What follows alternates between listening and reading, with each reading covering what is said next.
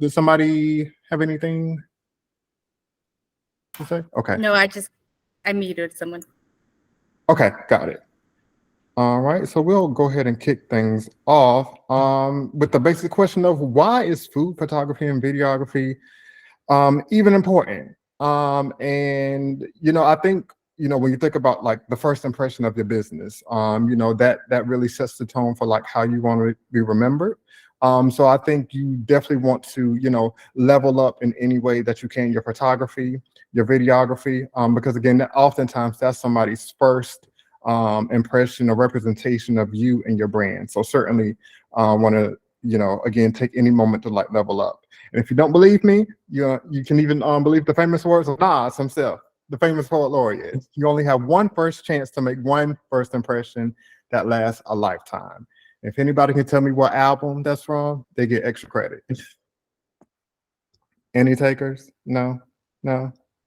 Nobody? Okay, we'll move on. Okay, so now we're just going to talk about some of like the important tenets of food photography. And so basically, again, food photography goes into more than like just the food itself. So I'm just gonna cover some basic concepts that I think will like really up your game a bit. Again, these are not all inclusive, but these are like key topics and areas that I think if you really zone in on, you will be able to see a noticeable difference, in your food photography and videography. So we're gonna start off with first lighting. And so basically lighting just determines, the brightness and darkness, also the tone and mood of the atmosphere. And you'll hear me talk about natural light and artificial light throughout the presentation. So again, natural light is just basically what it says is natural light. So you think about, hey, the sunlight coming from a window, that's your natural light. And then you can also get artificial light, which is, LED lights, ring lights, softbox lights, all of that. So anything that's, I guess not coming from nature itself. So yeah, you definitely want to have control over your lighting. And I don't think any particular lighting is better than the other. You just use what you have on hand. But if you want a bit more control, you can always go with the artificial lights. So, and you'll see how that's kind of like played out here. So just for example, you have like a picture of oranges. And so you have this picture where the shadows and the lighting isn't in the best situation here. And then you see like when the lighting is placed a bit more correctly, how that can like drastically alter, the photo and the image. So I say that, so you typically want light to face in the direction of your main subject, whatever that might be. And so a good rule of thumb is your lighting should always go to the left of your subject. So whatever that might be, if you can place the lighting to the left, because that creates shadows. And again, we naturally read from left to right. So that kind of like guides the eye in terms of like lighting. And then even then you see how like lighting and just kind of like general photo editing can come into play. So you can take like a basic food image here. This is just, I think, like a chili black bean pasta from a restaurant here in DC. And so this is just a picture that I took just off my regular camera. So you have that here. And then you can also see like in terms of like lighting, after photo editing, how it can like make a difference here. So you'll see like a nice color pop in the photos, the vegetables look a bit more lively, again, a bit more vibrant. And then just to do like a side-by-side comparison, you can see, again, if you just take it as face value for like the first raw image, it's not bad, but there's room for improvement and you can do that through some simple photo editing. And then I'll give you some apps at the end that can like help you do this. And those apps are free. And then you can also just do this natively, like in your cell phone too, if you need to. But in terms of like what those functions are to like get that different lighting, you can use your kind of like you see here, your light and your color panels. And again, these are like native on your phone. They're on like all the photo editing apps. This is just like a basic fixture. So with this, there's no one size fits all solution. So it really is just kind of like playing around and seeing like, hey, my main three things that I like to work with are saturation, and then exposure, and then contrast. Like those are my top 3 things that I like to do. And again, it can take this image here and take it from there. So again, just like making it more lively, making your food look a bit more enhanced. And then secondly, one of the other like tenets to good photography are the camera angles. And so camera angles just refer to the position of the camera in relation to the subject. And so, some of the things to think about when you're considering different camera angles, you want to think about the focal point, which the focal point is basically, again, just that main subject, whatever you want the attention to be on. And then think about the height of that subject, and then think about how the shadows and the lighting come into play. And so there are like really 20 different, really more than 20 different camera angles, but here are some of the most common that I think we're used to seeing. So you got the eye level, which is, basically what it says, shooting at eye level from a natural perspective. You have the overhead angle, and this angle involves shooting food from directly above.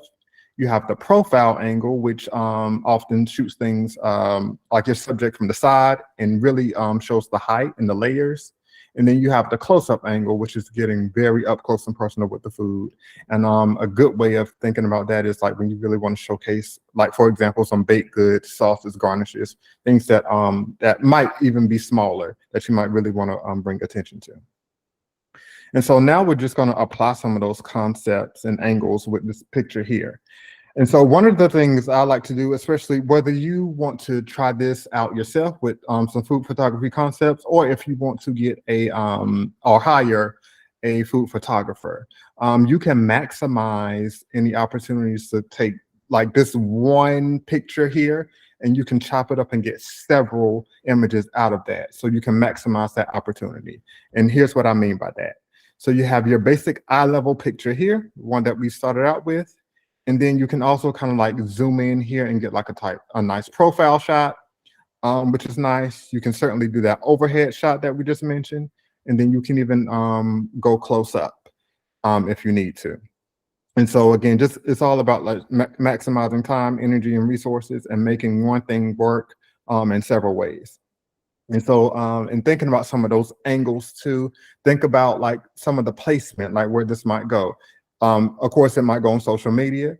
It might go to the press. It might go on your website in like a banner format. So just think about all those different angles and shapes and what ways you can use the different photographs within any given moment. So, sorry, really quickly. Question? Yeah. I wanted to point out to everyone. Hold on. I had to switch from one place to another. Okay. I just wanted to point out to everyone, I know sometimes hiring a food photographer might be a little daunting, or it might seem like it's just so expensive. But the awesome thing is, and Marcus and I spoke about this, and Fallon can even chime in, you can literally take so many, photos out of 3 or 4 dishes, just depending on how you place them. For instance, this one photo produced 1, 2, 3, 4 shots for you. And you can use these in so many various ways, like Marcus said, your website, your Instagram stories, an ad. And so think of it also, this one photo shoot can give you multiple content and assets. So that's just my 2 cents. I don't know, Fallon, you want to say anything? Yeah, I would say another thing to remember is if you are thinking about using photography on your website or in flyers, when you do talk to your photographer, you would talk about negative space. And that's essentially having them put the items in a photo in a placement where there's some white space for your designer to write text on the photo or things like that. So kind of to Karina's point, when you are preparing for a photo shoot, most importantly, the word is prepare. Don't just show up to the shoot kind of with the photographer and, you're really not going to get the most of your money out of that. Really sit down and think of all the places the images could go. And if you were going to use them in all these different ways, how would you need to set up the photo for that? You could essentially look online and find examples of the different ways that you want the photography to be used, so that when you work with your photographer, you're showing them these exact examples of like, I want a photo like this. A lot of times when people work with creatives, they think that the creative is supposed to come to the table with all of the information. It's actually opposite. The more that you give the creator direction and ideas, the better result you're going to have. It's like, if you tell me all the things in the box you need, then I could think out the box and deliver something even more beautiful. So the more you do your research, the more you find examples of what you like, the better result you are going to have from working with any type of creator. Yep, agreed. And Fallon, that actually makes a great point because it gets into my next topic of the rule of thirds when you talk about having like that extra kind of like negative space or white space. So the rule of thirds is like a concept in photography that we often use because it's a way of drawing attention to like the most important thing. And so there's a grid, like a rule of thirds grid that we'll show a bit later. But again, even if you don't have a professional camera, like the rule of thirds is like standard. You'll see here as a tip, you can get the rule of thirds grid just by going on your camera phone, whether it's an Android, iPhone, what have you, just go into settings, camera, and grid generally. And that can like help you turn that on. So we'll get into like how rule of thirds is applied. So let's say you sell tea and you got this kind of like ground almond tea mixture here. And then when you think about applying the rule of thirds, you see things a bit differently. So you'll see here, like the key item is kind of like off-centered. You want to do that for the rule of thirds. So rarely ever do you want anything to be like dead, like in the middle. Because and there are certain cases where it's like, that's okay, but more likely than not, you want to kind of like go off center because again, just it's about how the eye naturally moves towards kind of like moves towards things in your mind. So you definitely want to have like that key item, whatever it may be, off centered, and then you can have some like complementary props or something. So you want to try to put your key item always where like the lines intersect. And then anything else, any other props, they can go, relatively close to the lines, but they don't necessarily have to intercept. So that's just like a good rule of thumb when you think about photography. Again, if you hire a food photographer, a basic food photographer should know that. But if you want to, let's just say you were hiring like an intern or something, because that might be, more financially efficient. They may or may not know that concept. So it's just good for you to, again, as Fallon alluded to, just come into the table with something like saying, hey, let's take the image this way.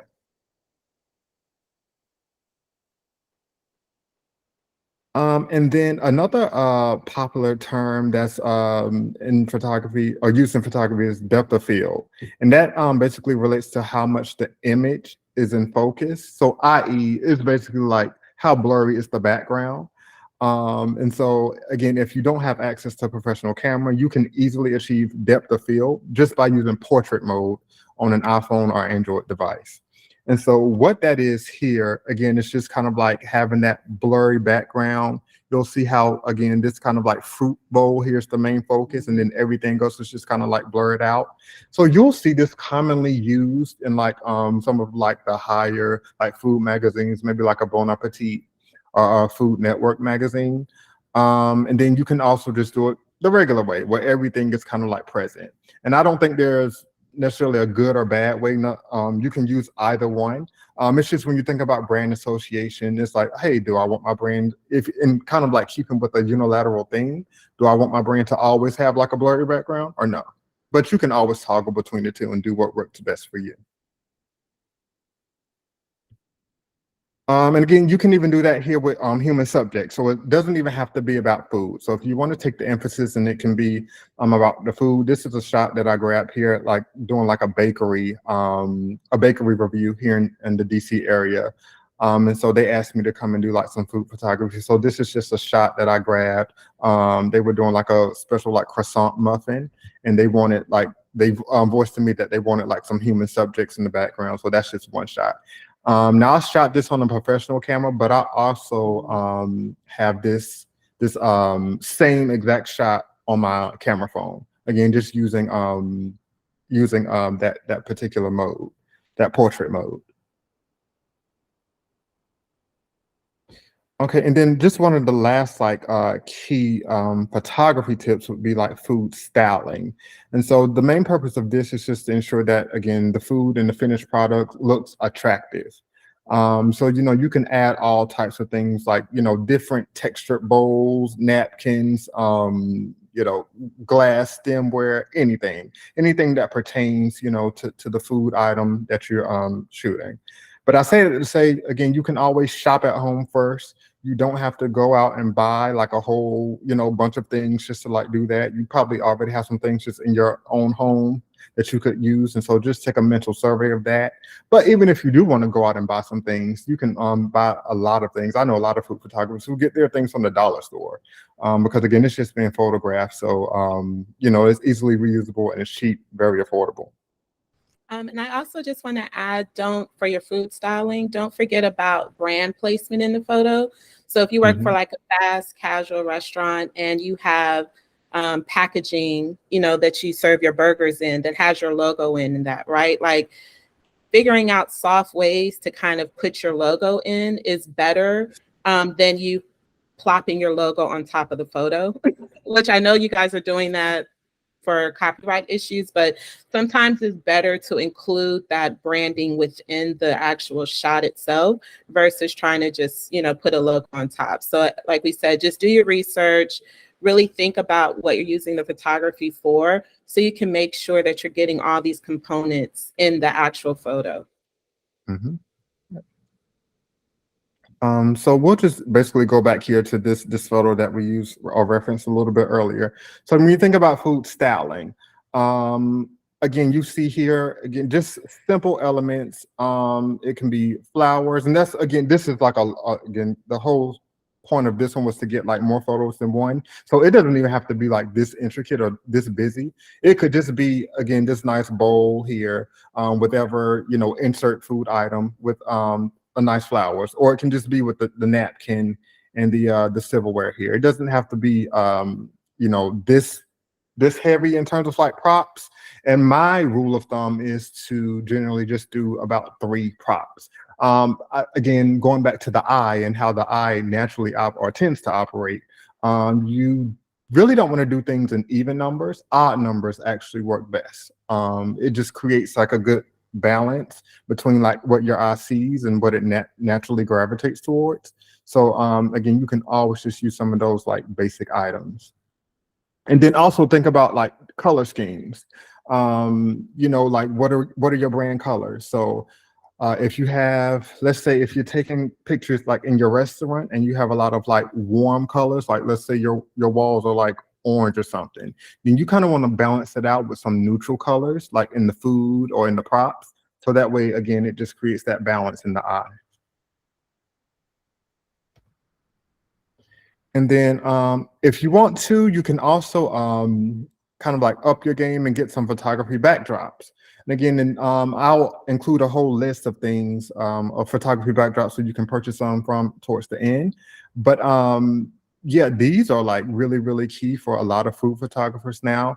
And they're, relatively affordable. You can reuse them. You can like get food and sauces on them and wipe them down. They're very reusable, but they can really take like a basic like image and like, again, make it seem like it's something in the food magazine. And then you can take pictures like these on your cell phone and nobody would ever know that, hey, it's just like this basic, photo backdrop with maybe some good lighting in your camera. So this is just an example of like things that you can do. Again, you can add some different elements in there to kind of like jazz it up, or if you really want the glass to be the focal point, or maybe the bottle, add some nice floral arrangements in there. You can do all of this with your food and just get some things that pertain. Like, again, if you bake cakes, you can, do like a strawberry cake, have some fresh strawberries on there, just to like, kind of like draw in that element and make it appeasing to the eye. So it really runs the gamut and you can bring your own creativity into it.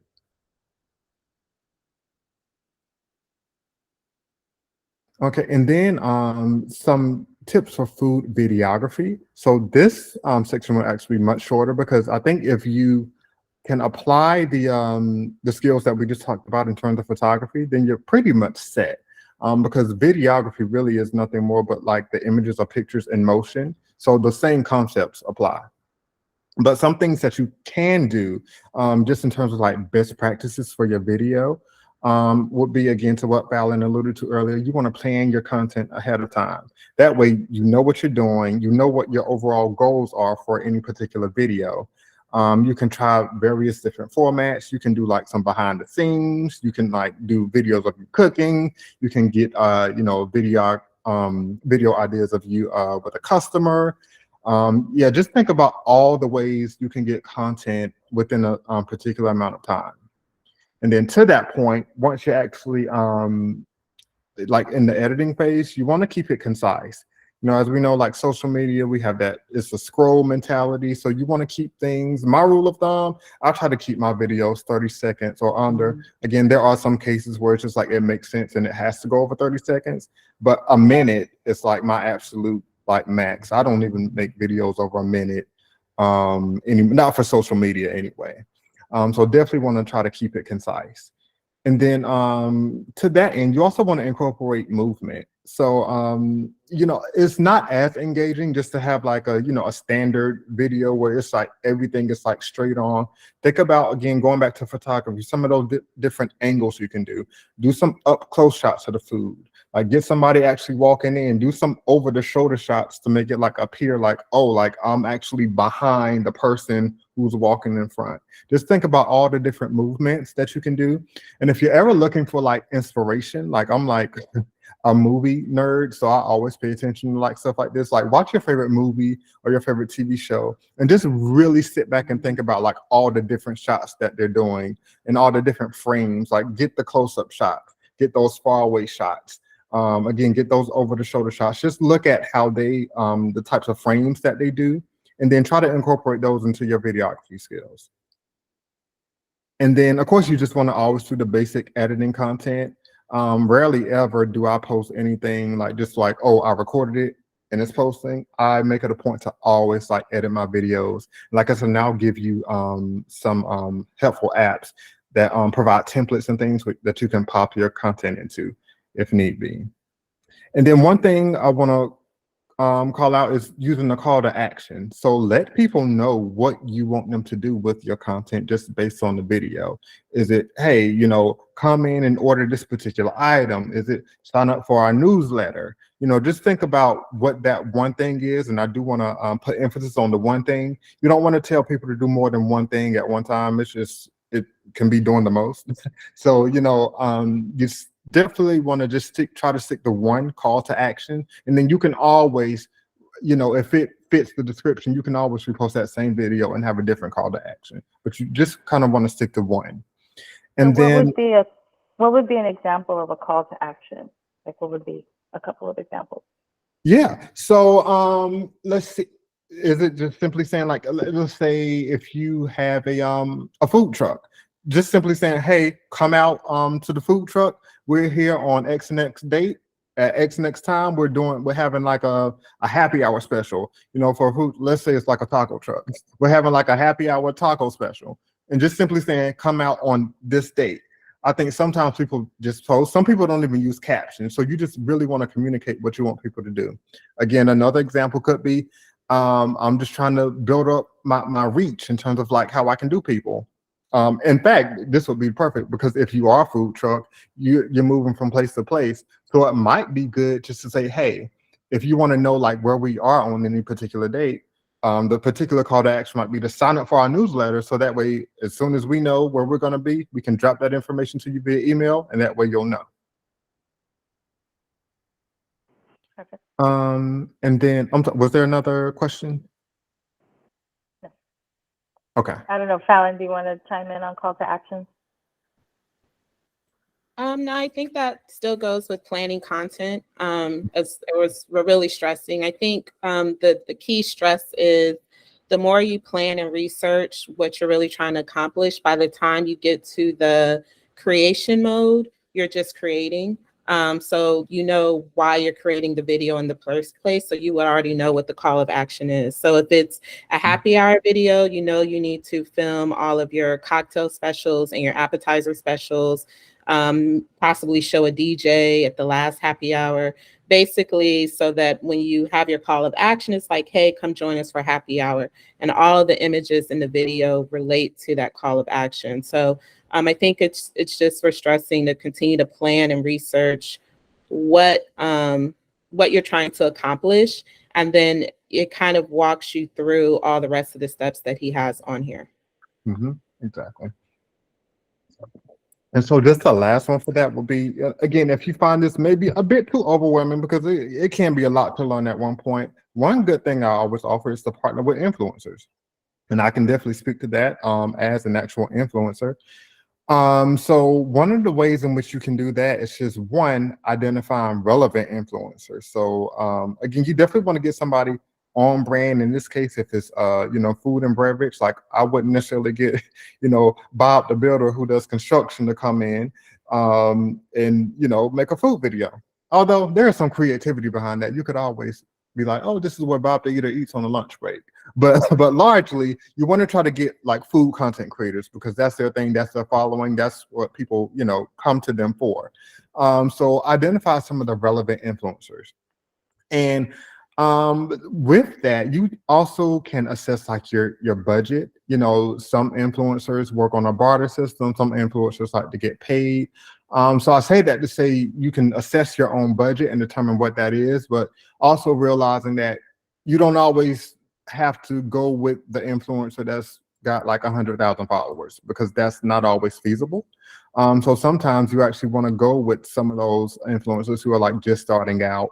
Because one, they're going to offer cheaper rates. If they have a rate at all, it might be, again, a barter system that, hey, I'm just going to come in, you give me a comp meal and I'll make a pretty cool video for you that you can reuse. So that's that. So I always want to keep that in mind. Wait, I'm sorry, I just see that we have a lot of constructions for lunch. Okay, Jeanette. And then also just communicating transparently. Again, kind of going back to what Fallon alluded to earlier. So just let people know like what you want them to do. So if you want them to highlight a particular item, let them know that. Because some of the content creators, they'll come in, we'll do our own thing if need be, but we can also take direction if need be. So just communicate transparently. If there are like any particular items or specials, or if there's a certain type of video that you're going for, or a certain type of photography, if they're gonna do some photography for you, let them know those shots that you need and they'll be happy to work with you. And then another thing that I find useful as an influencer is when certain restaurants or restaurant groups, they may host like specific influencer events.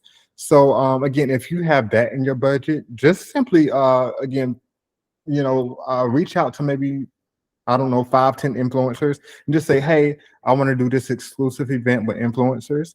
And most of us, especially here in the DMV area, we know one another. So we'll just be like, okay, are we all going to this? Cool. Let's make it happen. And so we'll see that, we'll compare the content, and we'll make sure that, everybody leaves happy in terms of like one, what we've been able to like taste and review, and then making sure that our content aligns with one another just amongst ourselves. So with that, you can leverage an influencer event that's exclusively for influencers, and you can come out with, I don't know, 5-10 videos, however many you want to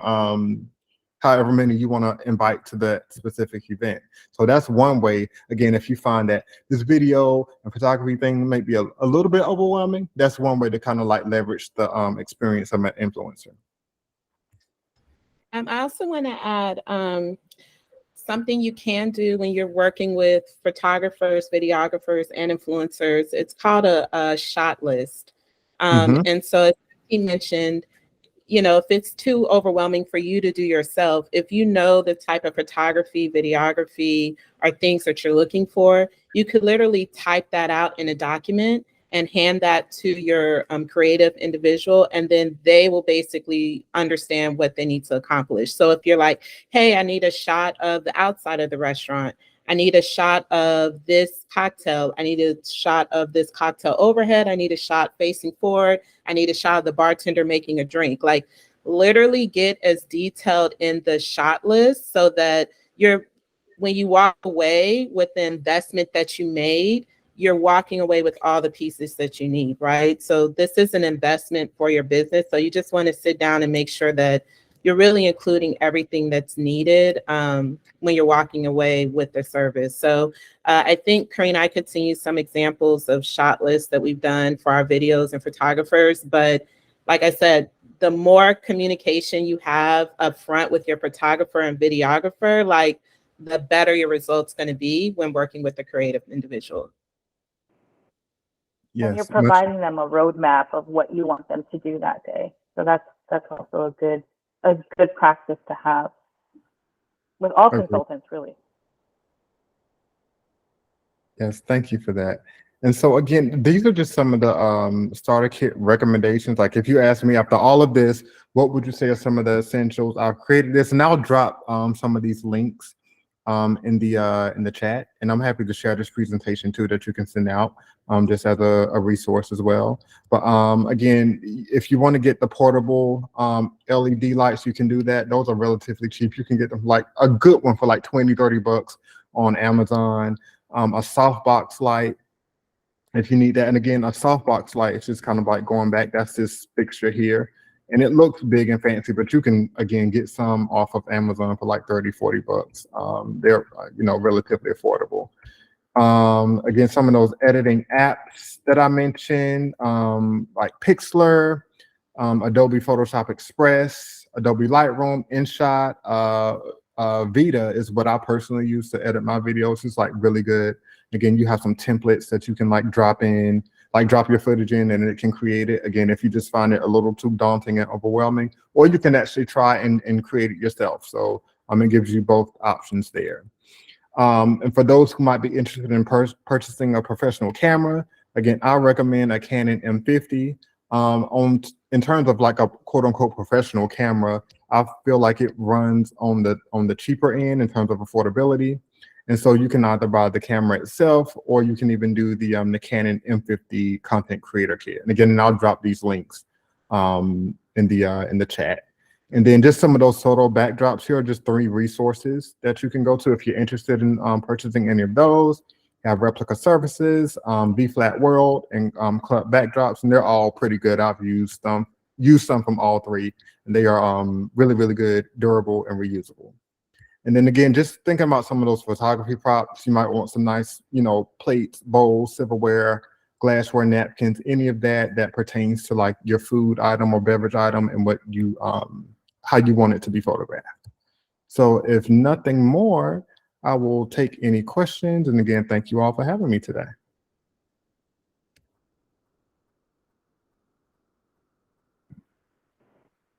Does anyone have questions on the tips and tricks? We're also going to have breakout sessions also that you're going to be able to kind of do this in real time. Does anyone have any immediate questions to ask?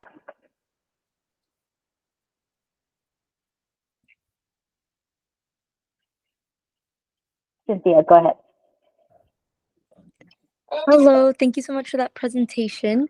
On that last video slide, the editing apps, I heard of Adobe and InShot, but regards to the other ones, do those come with fees associated to them? Yeah, so Vita or Vita, however you pronounce it, I've never actually heard it. I'll call it Vita. I do know that one is completely free because I use it. And that's what I use to edit my videos. Again, it's on video only. That one you can't edit photos on. It's just based on video, but it is free. Got it, thank you. And Pixlr? Pixlr is free as well. So I actually when I first started out food blogging, I used Pixlr. I now use, and again, Pixlr is free. I now use a combination of Photoshop and Lightroom, but mostly Lightroom. And I do think some of the Adobe apps are, you can have the free option, but there are some limits in terms of like what you can do. But so if you're just starting out, I feel like it's sufficient enough to like really get you going. And as you kind of like advance your skills, you may want to bump up to the paid version. But I think on its face, the free version should do the trick. Sorry, do you have? I was going to say you could also do some soft photo editing in Canva as well. if you just need to like lighten the photo, you know, like he said, like by the time, if you took the shot pretty well, by the time you're doing some editing, it's pretty soft editing, and some of that you can actually do within Canva as well. Mhm.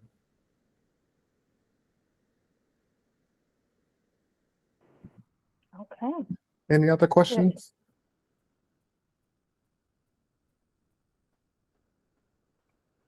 Okay.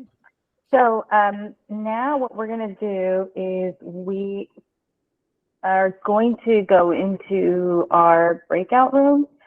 Let me just pull this up really quickly, and then Fallon will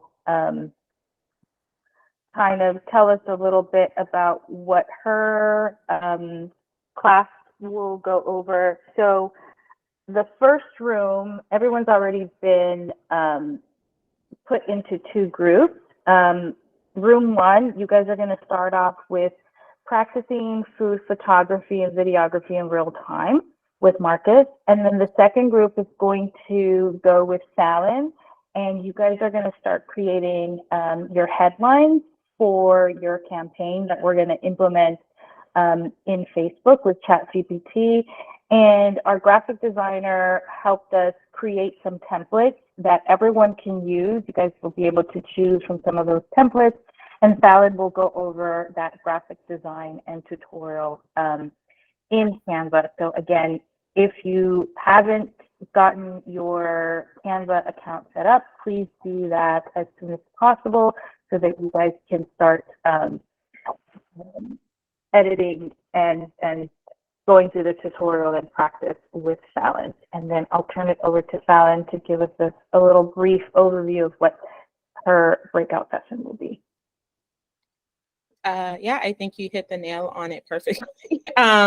Essentially, that workbook that was sent out last week, one of the pages had a cheat sheet of resources. And so I'll kind of walk through all those resources, and then we'll actually open up several of the programs and actually kind of just do some soft demos so that everyone could get comfortable with it. I see Marcus is putting all of the links in the chat. Another thing is, keep in mind, you can get pretty good photography and videography with your phone if you don't want to invest in a camera. But I will also say then invest in a really good phone. So when you are shopping for your iPhone, go ahead and upgrade and get the Pro, right? Because then you know you'll get some really clean images. Or when you are shopping for Samsung or things like that, tell the rep what it is that you do and the type of things that you're going to be like doing with your phone. Same thing, they could give you a clearer understanding of, okay, if you're going to be on a consistent basis taking video and photography with your phone, these are the set of the phones that have the best cameras for that. Like, just be honest with what you're doing so that people could give you the best advice possible. And Fallon, to that point, again, if you know you're going to be taking a lot of photography and video, make sure you have a lot of storage, because that's one thing that I constantly go through. Like, my storage is like crazy. I always have to like do a rush delete because I hit my storage capacity like almost every week with the photography that I'm taking and video.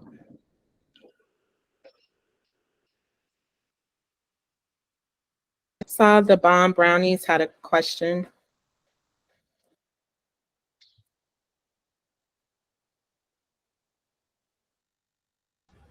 No? Sorry, Okay. no, that was a mistake, I think. Oh, okay. Okay. All right. Well, then, yeah, I think we're good to break out. Okay, sounds good. And if you, again, if you're still in the main room, I will put you into the appropriate breakout session. You're in like a couple seconds, you're going to see on your screen, it's going to say join breakout room, group 1 or group 2, okay? So see you all on the other side.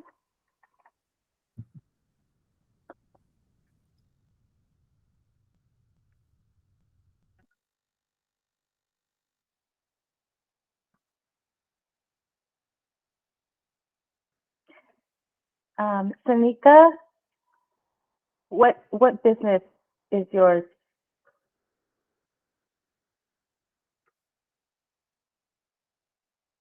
Can I do group 2, or is that a different time.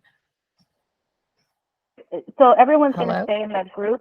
Only the facilitator is going to switch. Oh, got it.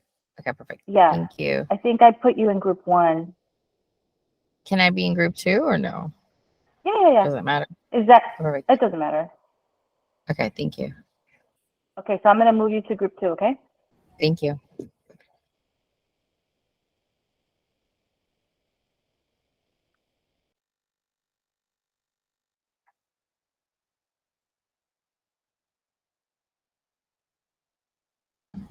I'm still here. Cynthia. Oh, there it is. Oh, yeah. Cynthia, if up at the upper right corner, it's going to say join group 1. And then Thaddeus, you're group 2.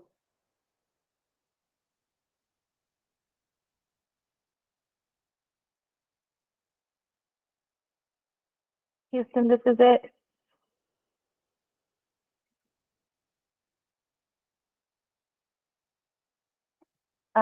What business, Tanika? Savvy Bistro. Okay. You are group 2. I'm about to move you.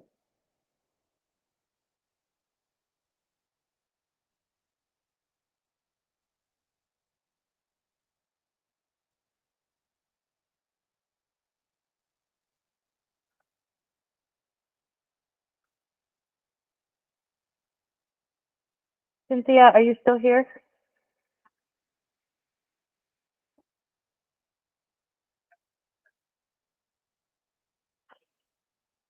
And Thaddeus, Houston, this is it.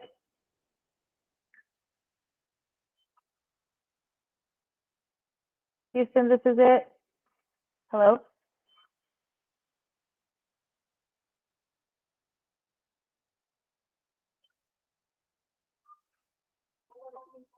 Hello?